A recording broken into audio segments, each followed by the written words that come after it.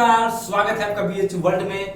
मैं हूं कुंदन कुमार और आप हमारे साथ जुड़ चुके हैं अपने पसंदीदा कार्यक्रम डेली करंट अफेयर्स बुलेटिन में। डेली करंट अफेयर्स बुलेटिन में पिछले 3 दिनों से हम आपसे जुड़ नहीं पा रहे थे। इसकी वजह थी कि हम पीसीएस का एग्जाम देने गए हुए थे।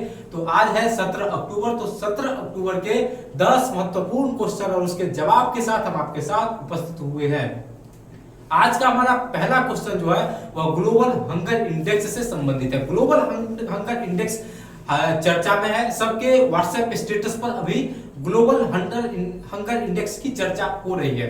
तो इसमें इसकी जो सूची जारी की गई है उसमें भारत का स्थान है, यही आपसे क्वेश्चन में पूछे हैं कि ग्लोबल हंगर इंडेक्स में भारत का स्थान कौन सा है।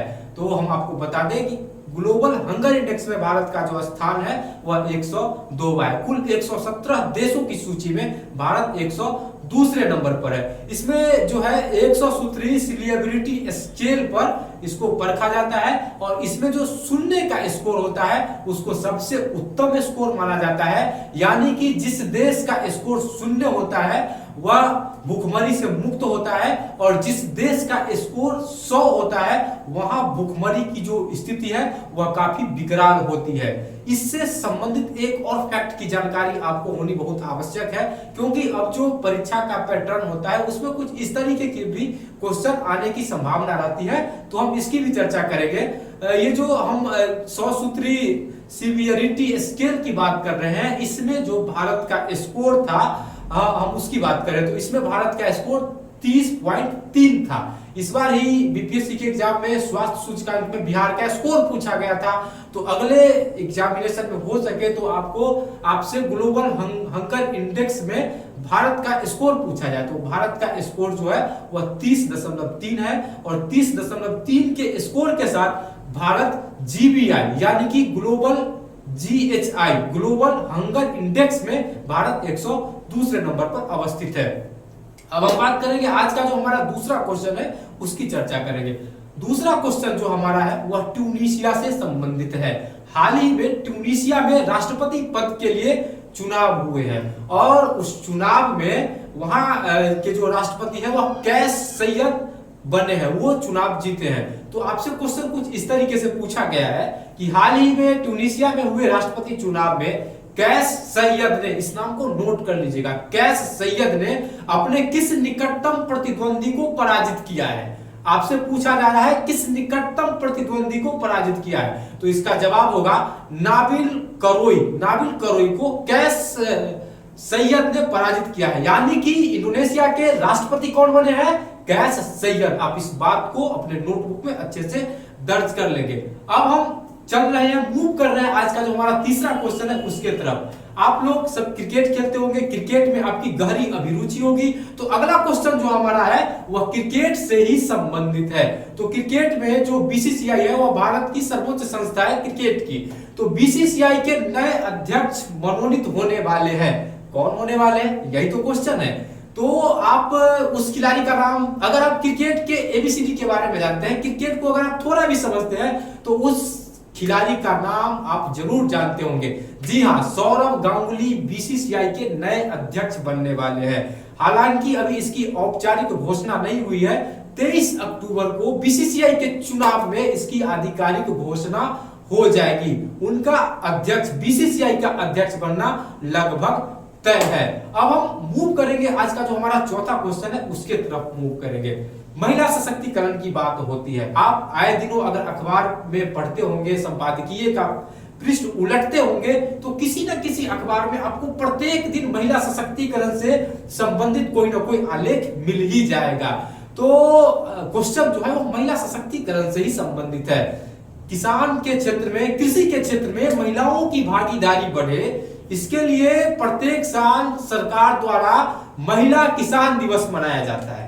यही तो आपसे क्वेश्चन है कि महिला किसान दिवस कब मनाया जाता है। तो हम आपको बता दें, इसका जवाब होगा 15 अक्टूबर 2016 ईस्वी में केंद्रीय कृषि मंत्रालय ने यह फैसला लिया कि कृषि के क्षेत्र में महिलाओं की भागीदारी सुनिश्चित हो, महिलाओं की भागीदारी बढ़े, इसलिए प्रत्येक साल 15 अक्टूबर को महिला किसान दिवस मनाया जाए। और तभी से अर्थात 2016 से भारत में महिला किसान दिवस मनाया जाता है।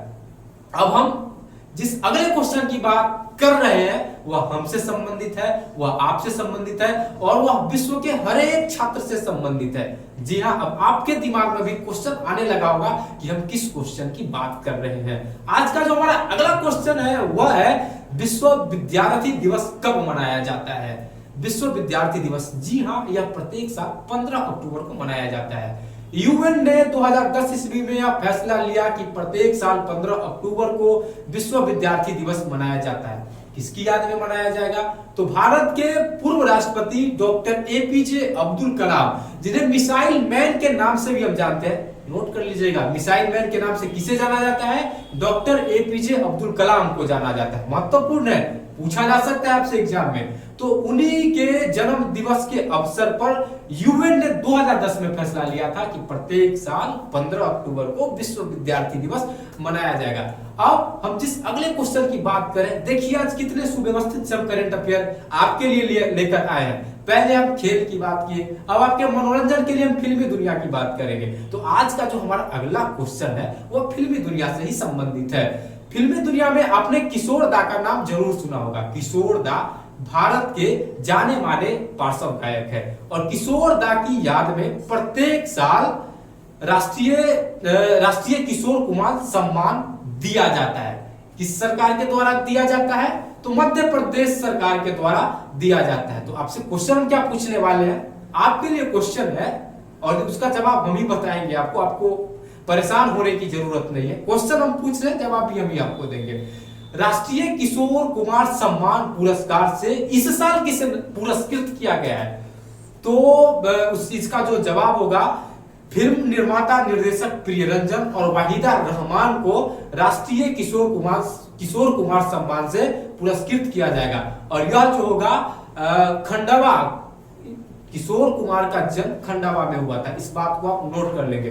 तो प्रत्येक साल मध्य प्रदेश की संस्कृति मंत्रालय के द्वारा राष्ट्रीय किशोर कुमार सम्मान पुरस्कार दिया जाता है। तो अब हम आज के अगले क्वेश्चन की तरफ मूव करेंगे। अब हम फिल्मी दुनिया की बात कर रहे थे, फिल्मी दुनिया से अब थोड़ा सा हम चलेंगे साउथ इंडिया की तरफ और अब हम बात करेंगे साउथ इंडिया के एक अनोखे राज्य की। तो जी हाँ, अब क्वेश्चन पर ध्यान दीजिएगा कि क्वेश्चन क्या है आज का। 7वां नंबर क्वेश्चन हमारा है, किस राज्य सरकार ने जल ग्रिड परियोजना शुरू की है? जिस राज्य की हम चर्चा कर रहे थे वह दक्षिण भारत में है और वहां की एक बहुत ही प्रसिद्ध मुख्यमंत्री रह चुके हैं जिनका हाल ही में निधन हो गया है, जिसको अम्मा के नाम से भी लोग जानते हैं। तो अब आपके दिमाग में भी यह सवाल तैरने लगा होगा और इसका जवाब भी आपके जेहन में आने लगा होगा। जी हाँ, तो उस राज्य का नाम है तमिलनाडु, जिसकी राजधानी है चेन्नई। अब हम बात करेंगे, अगर आप अखबार पढ़ते हैं, नियमित रूप से अखबार पढ़ते हैं, तो आपने इसको जरूर अपनी आंखों से देखा होगा, अखबार के पहले पृष्ठ पर देखा होगा। तो किस क्वेश्चन की बात कर रहे हैं? अगले क्वेश्चन 8वें नंबर क्वेश्चन की बात हो रही है। 8वां नंबर क्वेश्चन है, विश्व बैंक ने चालू वित्त वर्ष में भारत की विकास दर कितने प्रतिशत रहने का अनुमान लगाया है? आप लोग अगर अखबार पढ़ते होंगे तो आपके जेहन में तो इसका जवाब आ ही गया होगा। तो इसका जवाब होगा 6%। अब हम चलते हैं आज के अपने 9वें क्वेश्चन की तरफ। हमारा 9वां क्वेश्चन है, भारत ने हाल ही में कितने यूनेस्को पुरस्कार जीते हैं? तो भारत ने हाल ही में 4 यूनेस्को पुरस्कार जीते हैं, जिसमें से मुंबई के खाते में 3 पुरस्कार गया है और अहमदाबाद के खाते में 1 पुरस्कार गया है। अब बारी आती है हमारे आज के सबसे अंतिम क्वेश्चन की। तो हमारा आज का सबसे अंतिम क्वेश्चन है, संगम यूथ फेस्टिवल का आयोजन किसके द्वारा किया गया? तो संगम यूथ फेस्टिवल का आयोजन भारतीय सेना के द्वारा जम्मू कश्मीर में किया गया है। जम्मू कश्मीर अनुच्छेद 370 को लेकर हाल के दिनों में चर्चा में रहा है। तो अगर आपसे इस तरीके से भी क्वेश्चन पूछा जा सकता है कि भारतीय सेना ने संगम यूथ फेस्टिवल का आयोजन कहां किया था, तो उसका जवाब तो आप आसानी से दे सकते हैं, जम्मू कश्मीर में। चलिए, अभी हम आपको छोड़ेंगे नहीं, अब बारी आती है आपसे क्वेश्चन पूछने की। तो आज आपके लिए जो क्वेश्चन है उसमें पहला क्वेश्चन है, आपको बताना है कि ग्लोबल हंगर इंडेक्स में पहले स्थान पर कौन सा देश है? पहला सवाल। दूसरा सवाल आपको बताना है, डॉक्टर एपीजे अब्दुल कलाम का जन्म कब और किस ईस्वी में हुआ? तीसरा क्वेश्चन आपसे है, तीसरा क्वेश्चन का जवाब आपको बताना है कि किशोर दा का जन्म कब और किस वर्ष हुआ। 3 आसान क्वेश्चन हम आपसे पूछे हैं। दोस्तों अब आपसे रुखसत होने की बारी आई। अगर आपको रुखसत होने से पहले एक संदेश, अगर आपको हमारा यह वीडियो पसंद आया हो तो आप हमारे इस वीडियो को लाइक, शेयर और कमेंट जरूर करें। और साथ ही में अगर आपने अभी तक हमारे चैनल को सब्सक्राइब नहीं किया है तो आप हमारे चैनल को सब्सक्राइब जरूर कर ले, ताकि प्रत्येक वीडियो की नोटिफिकेशन आपके मोबाइल तक पहुंचती रहे। धन्यवाद।